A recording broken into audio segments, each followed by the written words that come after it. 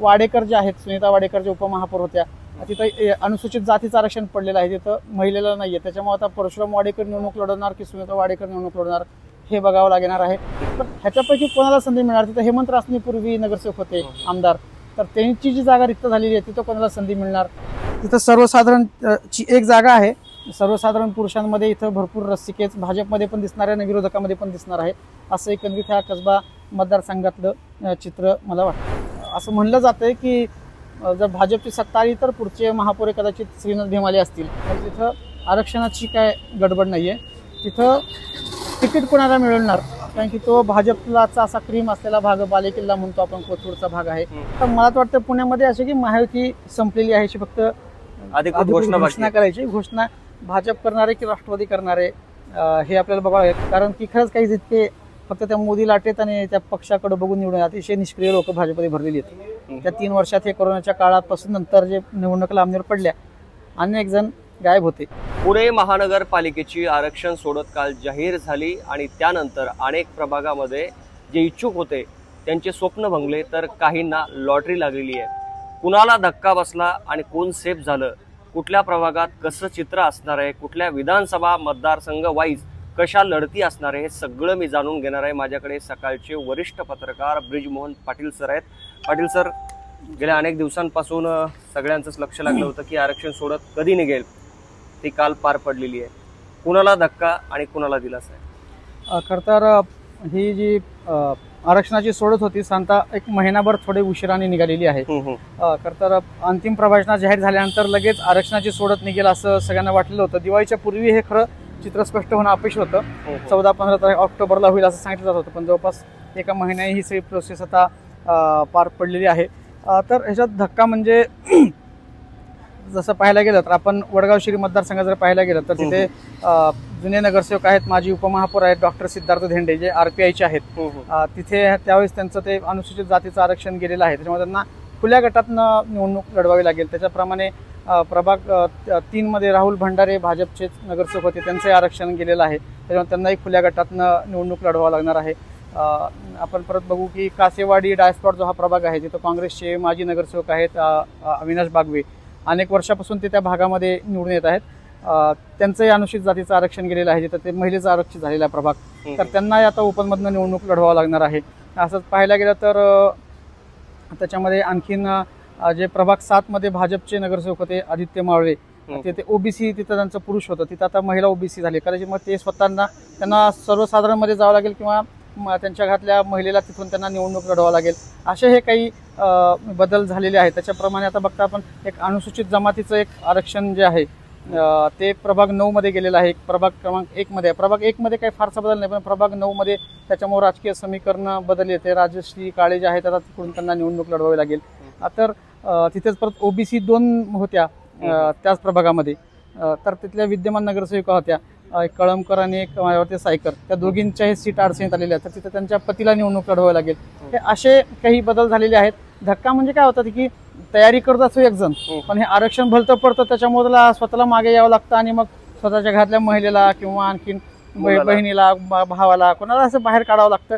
आणि ही मग थोडीशी त्यांची तयारी जी असते, त्यांचा चेहरा लोकांपर्यंत पोहोचायचा असतो, तर ह्या गोष्टीमध्ये त्यांना अडचण येतात. ज्यांचा चेहरा लोकांमध्ये ऑलरेडी गेलेला आहे, घरातल्या दोघांचा तिघांचा, तिथं फारसा प्रॉब्लेम येत नाही. पण जो माणूस स्वतःला प्रोजेक्ट करत असतो, अशा ठिकाणी मात्र यातनं प्रॉब्लेम होऊ शकतो. आता बागवे हे सगळ्यांना माहिती आहे, तर त्यांना लढायचं नसेल तर मग त्यांच्या घरातल्या महिलेला ते तिथून उमेदवारी देणार का, असा एक विषय आहे. प्रत्येकाची महत्वाकांक्षा पण असते की आपण नगरसेवक झालं पाहिजे. भाजपमध्ये कोणाची अडचण झालेली आहे? भाजपमध्ये याच्यामध्ये आता श्रीनाथ भिमाले यांना उपमधून लढावं लागणार आहे. त्यांच्या पुढे त्यांचे पक्षातले प्रवीण चोरवले जे आहेत, त्यांना तिथून उमेदवारी त्यांना मिळणार की भिमालेंना मिळणार, दोघांपैकी एकाचा पत्ता कट होणार आहे. परत त्याचप्रमाणे आता आपण बघायला गेलात तर त्याच्यामध्ये गणेश बिडकरांच्या इथे पण त्यांना पाहिजे तशी सोपी निवडणूक होताना दिसत नाहीये. ह्या अशा सगळ्या गोष्टी होताना याच्यातनं दिसतात. विधानसभा वाईज जर आपण विचार केला तर कुठल्या विधानसभेमध्ये जास्त ट्विस्ट आहे आणि कुठल्या विधानसभा अशा आहेत की त्या ठिकाणी जैसे ते परिस्थिती आहे? जैसे ते परिस्थिती सांगायचं झालं तर कोथरूड विधानसभा मतदारसंघामध्ये जैसे ती परिस्थिती आहे. तिथले जे प्रभाग आहेत 10, 11, 31, 29, 30, तर तिथे बऱ्यापैकी OBC, सर्वसाधारण महिला 2 आणि सर्वसाधारण किंवा 2 सर्वसाधारण किंवा 1 महिला असं पडले. तिथं आरक्षण म्हणजे बाकीच्या अनुसूचित जातीचं किंवा असं कुठलं आरक्षण पडलेलं नाहीये. त्याच्यामुळं तिथं आरक्षणापेक्षा पक्ष उमेदवारी कोणाला देणार ह्याच्यासाठीची लढाई जास्त आहे. जो उमेदवारी मिळेल त्याला तिथून निवडून येणं सोपं जाऊ शकतं. त्याचप्रमाणे आता पाहायला गेलं तर आपण कॅन्टोन्मेंट जो आहे पुणे कॅन्टोन्मेंट मतदारसंघ तिथे बऱ्यापैकी अनुसूचित जाती जमातीचं आरक्षण पडल्यामुळे तिथले जे नगरसेवक आहेत त्यांच्या अनेकांची तिथं उलटा पालत तिथं होऊ शकते. परत वडगाव शिरीमध्ये काही प्रमाणात दिसून येते. हडपसरमध्ये हा विषय तसा झालेला आहे. तर जिथं हे आरक्षणाचं प्रमाण जास्त आहे तिथं हे बऱ्यापैकी नगरसेवक बदलणे किंवा इतर नगरसेवक दुसरीकडनं घातल्या व्यक्तीला हे देणं उमेदवारी देणं असे प्रकार करतात. खडकवासल्यामध्ये बऱ्यापैकी आहे तसंच राहणार आहे. फारसा त्यात काही मोठा बदल नाही. तिथं तर उलट समाविष्ट गावांचे प्रभाग बनलेले आहेत. तर तिथं कोणीच नगरसेवक नव्हतं. आता तिथं नवीन चेहरे आपल्याला बघायला मिळतील. अशी स्थिती ह्या सगळ्या प्रभाग आरक्षणामधनं आपल्याला बघायला ह्याच्यातनं सध्या मिळते. शिवाजीनगरमध्ये काय? शिवाजीनगरमध्ये बघायला गेलं तर आता आपण थोडंसं जर पाहायला गेलं तर शिवाजीनगरमधला जर आपण प्रभाग क्रमांक बघूया तो एक जो येतो तो गोखलेनगर वाकडेवाडी आहे. तिथं अनुसूचित जातीची एक महिला आहे. तिथं एक साने नावाच्या आहे त्या पूर्वी तिथे नगरसेवक होत्या. त्यांना कदाचित तिथं परत संधी निर्माण होऊ शकते. ओबीसी महिला आहे तसं म्हणजे की भाजपचे आदित्य माळवे होते त्यांना महिला किंवा बाकीचे तर 2 सर्वसाधारण आहेत. तिथं रेश्मा भोसले ह्या माजी आमदार अनिल भोसले यांची मिसेस होत्या. त्या सर्वसाधारणमधनं लढलेल्या होत्या. आता त्या करता बघायला पाहिजे. म्हणजे तिथं पुरुषांनाही संधी आणि स्त्रियांनाही संधी त्या प्रभाग आहे. त्याचप्रमाणे बघता आपण ऑन बोपोडीमध्ये एक चांगली लढत आपल्याला म्हणजे उमेदवारी मिळवण्यासाठीची भाजपमध्ये लढत आहे. तिथं प्रकाश डोरे आहेत, सनी निमन आहेत, बाकी छाजेड आहेत.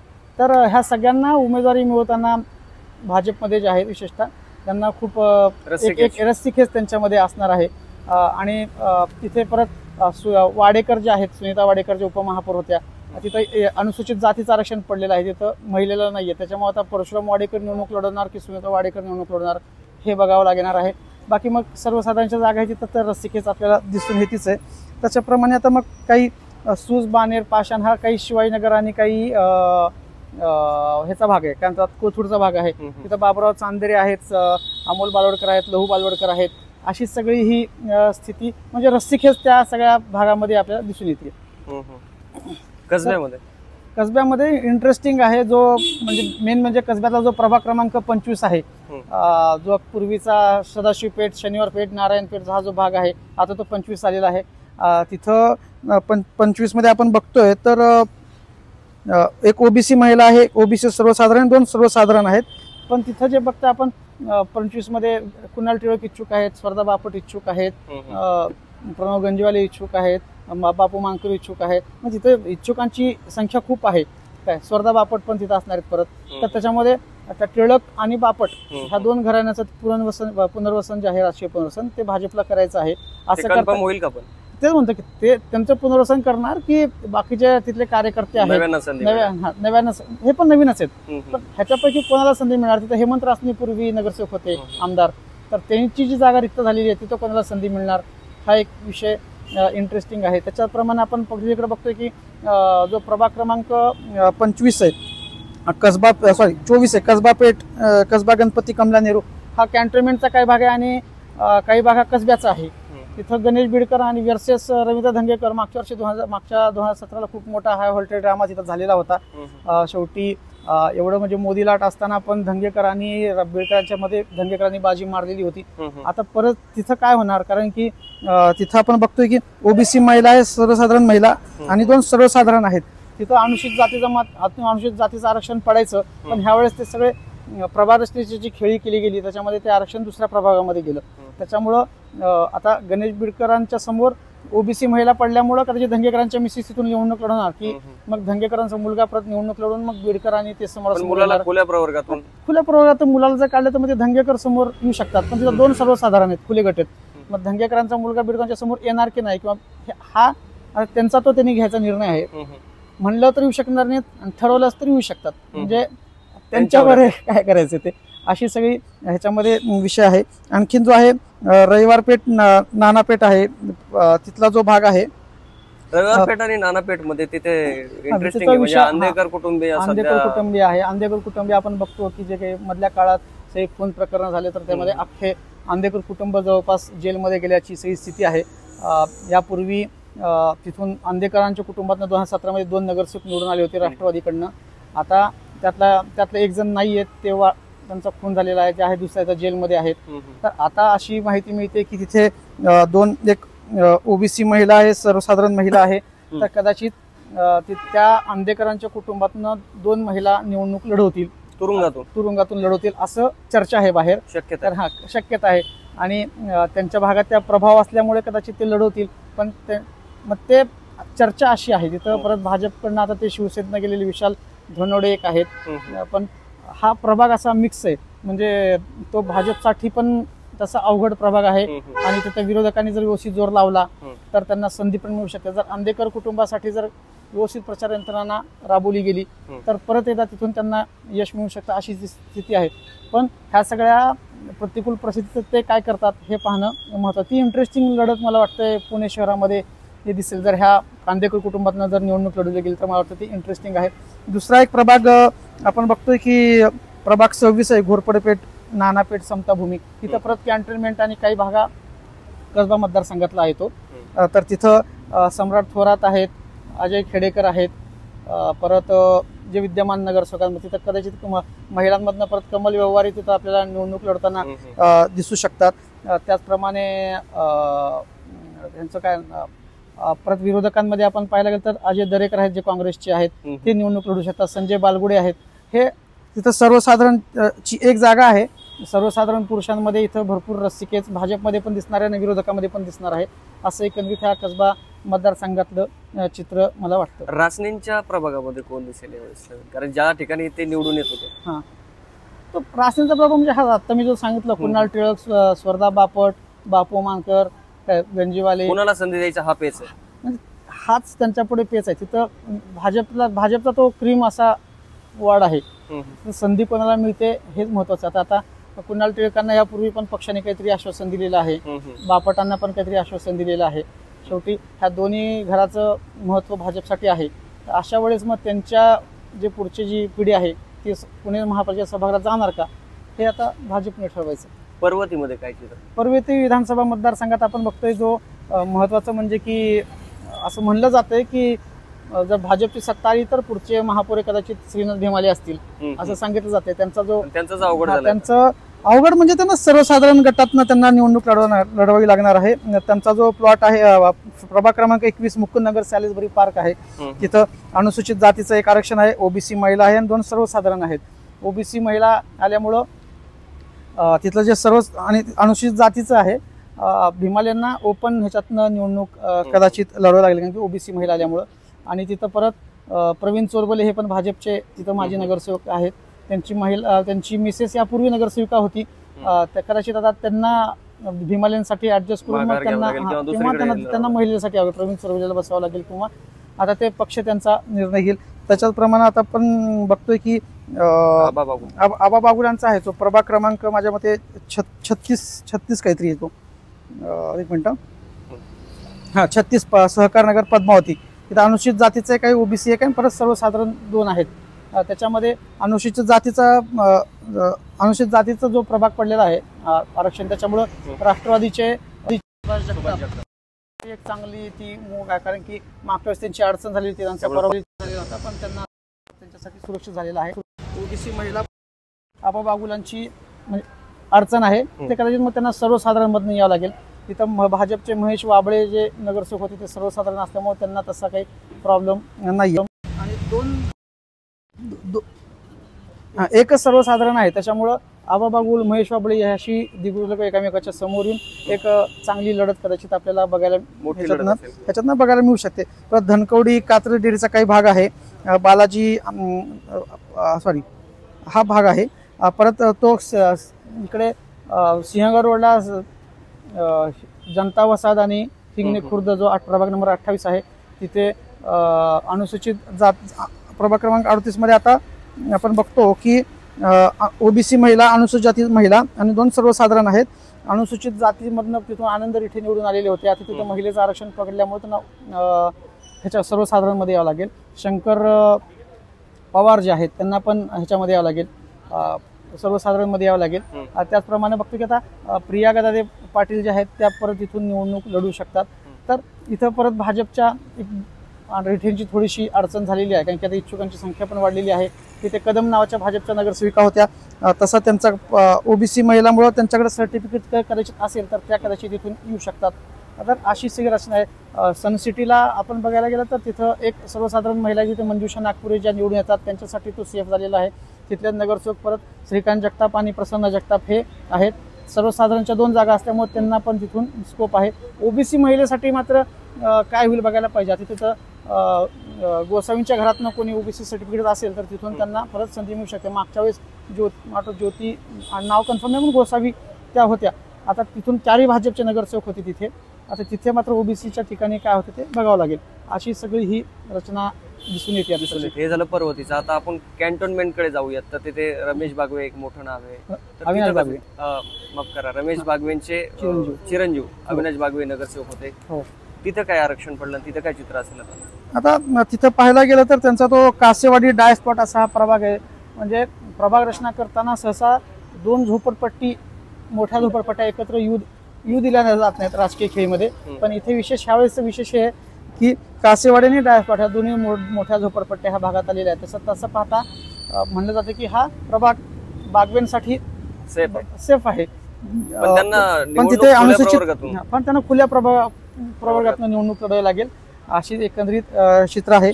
त्याच्यात परत भाजपच्या त्या अर्चना पाटील ह्या तिथं आहे. तिथं सर्वसाधारण महिलेचं आहे आणि ओबीसीचं पण आहे. तर इथे बरीचशी स्पर्धा ह्या प्रभागामध्ये चांगली घासून निवडणूक ह्या प्रभागामध्ये होणार आहे. भाजपसाठी पण सोपी नाहीये आणि काँग्रेसमध्ये बागवे जर उपनगर तर त्यांच्यासाठी पण म्हणावी तशी ती निवडणूक सोपी राहणार नाही. आणि आता आपण जेव्हा कसब्याचं विश्लेषण करत गेलो, नाना पेठेचा भाग आहे, रविवार पेठेचा भाग आहे किंवा गुरुवार पेठ, घोरपेठ, समताभूमी ह्यात परत काही कॅन्टोन्मेंटचा भाग येतो. तर तो सगळं हा मजा जी पाहिला ती कॅन्टोन्मेंटमध्ये जरी आपल्याला बऱ्यापैकी मजा बघायला मिळेल ह्या निवडणुकीमध्ये. तसं परत प्रभाग क्रमांक 13 जो आहे तिथे अरविंद शिंदे आहेत, काँग्रेसचे शहराध्यक्ष, त्यांचा भाग आहे. परत गणेश बिडकांचा काही भाग जातो, काही कॅन्टोन्मेंट मध्ये येतो. तर तो सगळा असा भाग आहे. आता तिकडे प्रभाग 13 मध्ये जो भाग आहे तिथे पण आपण पाहायला गेलं तर अनुसूचित जातीचं एक आरक्षण आहे, ओबीसीचं आहे, एक सर्वसाधारण महिला सर्वसाधारणचं आहे. हे सर्वसाधारण मध्ये आता कदाचित तो ह्याचा सादल बाबाचा म्हणजे नदीच्या पलीकडचा बनगार्डनचा जो भाग जोडलेला आहे तो ह्या प्रभागात जोडलेला आहे. तिथं उद्धव ठाकरे यांच्या शिवसेनेचे संजय भोसले आहेत. ते नेमके कोणत्या प्रभागात निवडणूक लढवणार हे बघायला पाहिजे. कारण की जर प्रभाग 13 मध्ये आले तर परत समजा आघाडी जरी झाली तरी भोसले आणि अरविंद शिंदे हे दोघं एकमेकाच्या समोर येऊ शकतात. तर ह्या सगळ्या ऍडजस्टमेंट ते पुढच्या काळात त्यांना करावी लागणार आहे असं एकंदरीत दिसतं. वडगाव शहरीमध्ये दिग्गज नाव आहेत, टिंगरे आहेत, मुळीक आहेत, बापूसाहेब पठारे आहेत. त्यांचे चिरंजीव निवडणुकीत पाहायला गेलं तर ह्या वडगाव शहरी मतदारसंघामध्ये फार म्हणजे 2 आरक्षण जर सोडले, सिद्धार्थ देंडे आणि राहुल भंडारे यांचे 2 आरक्षण उडली तर बाकी त्या प्रभावामध्ये असा तसा फारसा काय त्या बदल होत नाही. म्हणजे पठारेंची फॅमिली सुरक्षित राहणार आहे ह्या आरक्षणानुसार. टिंगरेंना अडचण नाहीये, रेखा टिंगरे असतील किंवा बॉबी टिंगरे असतील ह्यांना अडचण नाहीये. परत आता सुनील टिंगरेंचे बंधू इलेक्शन लढवणार आहेत तर त्यांना तसा काही प्रॉब्लेम नाहीये. आणि मुळीक जे जगदीश मुळीक जे आहेत, योगेश मुळीक त्यांचे बंधू, तर त्यांच्यासाठी पण सेफ. म्हणजे ह्या ज्या फॅमिली आहेत आणि तिथं फार गावकी भावकीचं राजकारण आहे, कुटुंबाचं राजकारण त्या वडगाव शहरी मतदारसंघात आहे. तर ह्या तिन्ही फॅमिली त्याच्यामध्ये सेफ दिसतात. आता एरोडा फुले नगर जो भाग आहे तिथे मागच्या MIMचा पण एक नगरसेवक महिला निवडून आलेल्या होत्या, RPIची तिथून निवडून येतात. ते काय होतं तिथं कसे येतात समीकरण बदलतात हे पुढच्या काळामध्ये कुठल्या पक्षाचा वर्चस्व तिथं वाटतं? तिथे राष्ट्रवादी आणि भाजप ही दोन्हीचं वर्चस्व असणार. जर समजा आता एक म्हणजे भाजप तोच धोका आहे. 2 राष्ट्रवादीच्या मतामध्ये जर परत फाटाफूट झाली तर मात्र अवघड आहे. त्या आमदार बापूसाहेब पठारेंचा मुलगा सुरेंद्र पठारे हे भाजपमध्ये यायची चर्चा चालू आहे. त्याच्यामागे कारण तेच सांगितलं जाते की मतांची जर फाटाफूट झाली तर थोडंसं अवघड होऊ शकतं. ते होऊ नये म्हणून त्यासाठी भाजपला पण तशी त्या भागात वर्चस्व वाढवायचं असल्यामुळे त्यांची गरज आहे. त्यांचे प्रवेश सगळ्यांची लांबणीवर पडलेले आहेत. पण हे सगळे आरक्षणाचे गैन बघता, परत भविष्यातले गैन बघतात, ते ह्या सगळ्या राजकीय उलटापाल तिथे होणार असं दिसते. हडपसरमध्ये काय? हडपसरमध्ये पाहायला गेलं तर तिथे एक प्रभाग क्रमांक 15 आहे जो मांजरी बुद्रुक केशवनगर 17.5 नळी, प्रभाग क्रमांक 16 हडपसर सातववाडी, प्रभाग क्रमांक रामटेकडी, माळवाडी, वैदवाडी हा सगळा तो भागात येतो. तर तिथे चेतन तुपे यांचा पण एक प्रभाग आहे, तिथून त्यांचा मुलगा इच्छुक आहे निवडणूक लढवण्यास. परत मांजरी, बुद्रुक, केशवनगर, 7.5 हा सगळा नवीन गावांचा भाग आहे. त्याच्यामुळे तिथून कदाचित माझ्या मते सर्व नवीन असे एक सदस्य निवडून याची शक्यता आहे. परत त्याच्यामध्ये आपण बघू शकतो की 16 लक्ष 7 ह्याच्यामध्ये तिथंच योगेश ससाने यांची थोडी अडचण झाली ओबीसी महिला आरक्षण पडल्यामुळे. तिथं उज्ज्वला जंगले, मारुती तुपे आणि वैशाली बनकर ह्यांना काही प्रॉब्लेम नाही. हे जुने नगरसेवक आहेत. वैशाली बनकर तर महापौर होत्या, त्यांची जागा सुरक्षित दिसून येते. त्याच्याप्रमाणे वानवडी, साळुंखे विहार चा जो रामटेकडीचा जो भाग आहे, रामटेकडी, माळवाडी आणि वैदवाडी प्रभाग क्रमांक 17 तिथं आपण बघतोय की राष्ट्रवादीचे अशोक कांबळे आहेत. परत आनंद अलगुंटे यांची थोडीशी तिथं अडचण झालेली आहे, कारण की ह्याच प्रभागामध्ये आमदार चेतन तुपे यांचा मुलगा ईशान तिथून ते निवडणूक लढवणार आहेत. जर तिथं सर्वसाधारण झालेला आहे तो प्रभाग एक, तर तिथं आनंद अलकुंटेंचं काय होणार तिथं जाणार असेल तर ते असा एक विषय आहे. तर हेमलता मगर जे आहेत त्यांना परत तिथं संधी मिळू शकते. एक प्रभाग तिथं येतो प्रभाग क्रमांक 41 जो सगळ्यात शेवटचा प्रभाग आहे. तिथं नाना भानगिरे हे जे आहेत, परत नाना भानगिरे, परत आपण संजय घुले आहेत, प्राची आल्लाट हे ह्या सगळे माझे नगरसेवक. प्राची आल्लाट माझ्या भाजपमध्ये आलेले आहेत, तर त्यांना तिथं तो सुरक्षित आहे. संजय घुले पण भाजपमध्ये आहेत. आता नाना भानगिरे आणि फारुख इनामदार हे राष्ट्रवादीचे आहेत. ह्यांच्या पुढे प्रजा समोरासमोर हे लोक इलेक्शन लढू शकतात. तिथं नाना ओबीसी मधनं पण लढू शकतात आणि सर्वसाधारण मधनं पण लढू शकतात. पण जिथं फारुख इनामदार उभे राहतील तिथून नाना भांगीर उभे राहतील आणि मग त्या दोघांमध्ये एकामेकाच्या समोरासमोर निवडणूक होऊ शकेल. समजा युती जर झाली शिवसेना आणि भाजपची, तर वेगळं चित्र आपल्याला दिसू शकेल. असं एकंदरीत वसंत मोरे बद्दल फार क्युरियोसिटी आहे लोकांना. वसंत मोरे हे प्रभाग क्रमांक 38 जो 5 सदस्यांचा प्रभाग आहे, सगळ्यात मोठा प्रभाग आहे. आणि तिथलं आपण आरक्षण पाहायला गेलं, बालाजी आंबेगाव कात्रज एक ओबीसी आरक्षण, एक ओबीसी महिलेचं आरक्षण आहे, ओबीसी सर्वसाधारण आरक्षण आहे आणि 2 सर्वसाधारण महिलांचं आरक्षण आहे आणि 1 सर्वसाधारण. म्हणजे 5 पैकी 3 ठिकाणी महिला आरक्षण आहेत. एक ओबीसी सर्वसाधारण आणि सर्वसाधारण आहे. त्याच्यामुळे ओबीसी सर्वसाधारण मध्ये साधारणतः युवराज बेलदरे आणि दत्ता धनकोडे हे निवडणूक लढू शकतील. आणि परत ओपन मध्ये पाहायला गेलं सर्वसाधारण मध्ये 38 मध्ये तर वसंत मोरे यांचं नाव आहे. आणि परत प्रकाश कदम आहेत ह्या खुल्या वर्गातून. तर हे तिथं आपल्याला दिसू शकेल. वसंत मोरेंचा मुलगा प्रभाग क्रमांक माझ्या मते 40 मधनं ते लढवण्याच्या प्रयत्नात आहेत त्याला. तर तिथं भाजपने पण स्वतःची मोड बांधण्याचा प्रयत्न चालू केलेला आहे. असं पण एक चर्चा झाली चालू आहे की प्रकाश कदमांचा जो मुलगा आहे तो भाजपमध्ये जाऊ शकतो आणि तिथे तो प्रभाग क्रमांक एक मिनिट सांगतो, प्रभाग क्रमांक 40 मध्येच तो पण आहे. तिथे भाजपचे आमदार जे आहेत योगेश टिळेकर त्यांचा प्रभाव असलेला तो भाग आहे. कोंढवा एवढेवाडीचा. तिथं शिवसेनेतनं त्यांचं नाव मी विसरलो, जे शिवसेना जाते त्यांनी विधानसभा लढवलेली होती, त्यांच्याकडनं पण भाजपला आव्हान दिलं जाते. तर एक त्या भागामध्ये पण त्या पट्ट्यात एक चांगली टस्सल आपल्याला दिसून येण्याची शक्यता आपल्याला आहे तिथे. आता जे विधानसभा मतदारसंघ राहिले ते कोथरूड आणि शिवाजीनगर झाला, खडकवासला राहिला, खडकवासला आणि कोथरूड. कोथरूडमध्ये पाहायला गेलं तर मी आत्ताच सांगितलं, कोथरूडमध्ये जे येतात ते प्रभाग क्रमांक 10, 11, 29, 30 आणि 31 हे 5 भाग येतात. त्याच्यामध्ये त्यातला काही भाग खडकवासल्याला पण भुसारी कॉलनीचा जो भाग आहे तो पण काही खडकवासल्यामध्ये येतो काही भाग त्याच्यातला. तर तिथं पाहता गेलं तर तिथं साधारणतः सगळीकडं एक ओबीसी आहे, 2 सर्वसाधारण महिला आहे आणि 1 सर्वसाधारण आहे. म्हणजे तिथं आरक्षणाची काय गडबड नाहीये. तिथं तिकीट कोणाला मिळणार, कारण की तो भाजपलाचा असा क्रीम असलेला भाग बालेकिल्ला म्हणतो आपण, कोथरूडचा भाग आहे.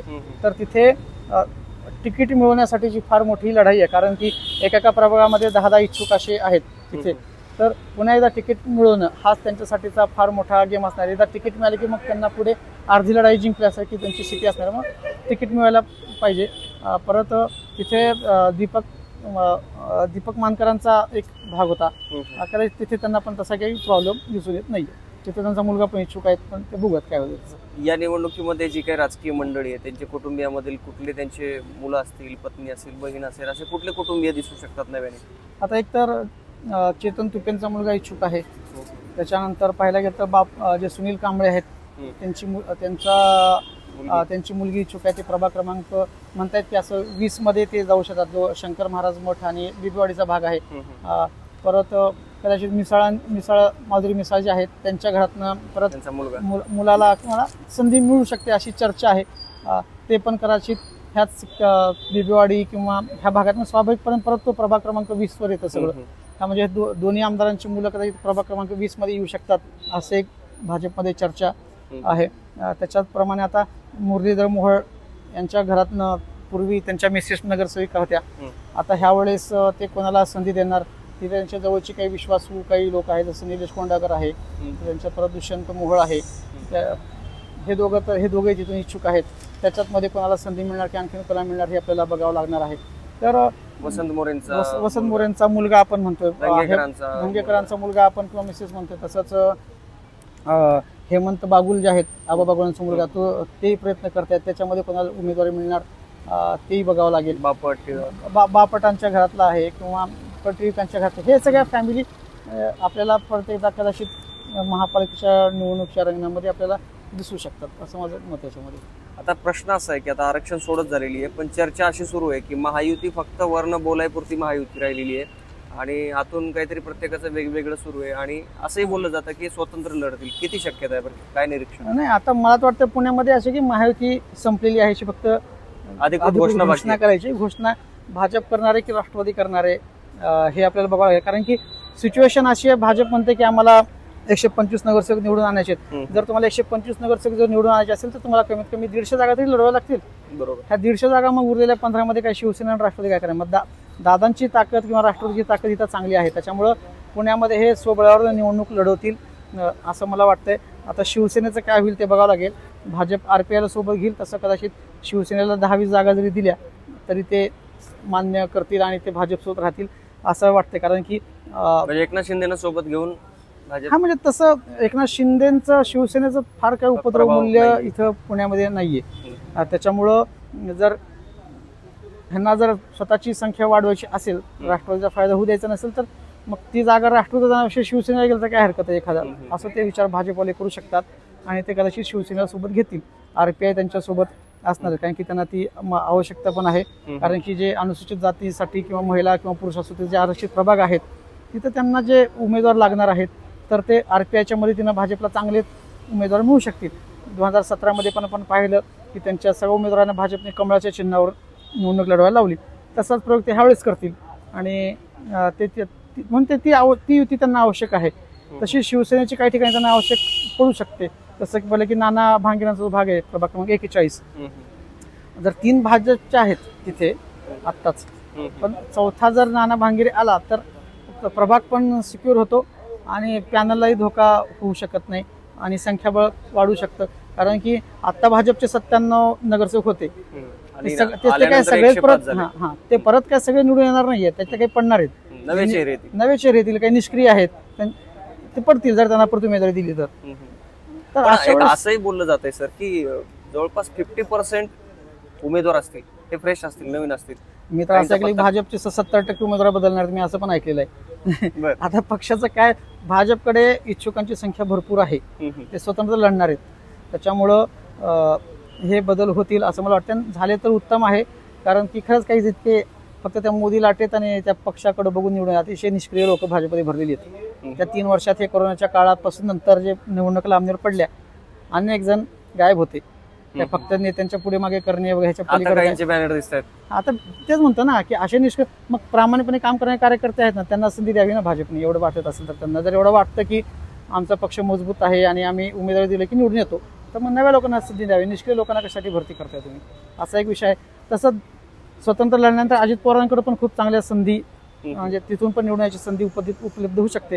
भाजपमधल्यांना काही जर मिळाली नाही संधी तर ते तिकडे जाऊ शकते. असं हे सगळ्या बंडखोरी होऊ शकते आणि अजितदादांकडे जाऊ शकते. आता एवढी मोठी महाराष्ट्रामध्ये आपण बंडखोरी पाहिली, अक्षरशः पक्ष फुटून गेली, एवढी मोठी पहिली बंडखोरी, तर हे त्या तुलनेने फार किरकोळ बंडखोरी असं माझं मत आहे. महाविकास आघाडीमध्ये काही बिघाडी होती त्यांनी एकत्र लढतील असं मला एकंदरीत सध्याच वाटतंय. काल आपण प्रशांत जगताप यांनी एक प्रेस नोट काढली आणि आपण पाहिलं की त्याच्यामध्ये महायुतीच्या घटक पक्षाचा आम्ही कोणाशी युती करणार नाही.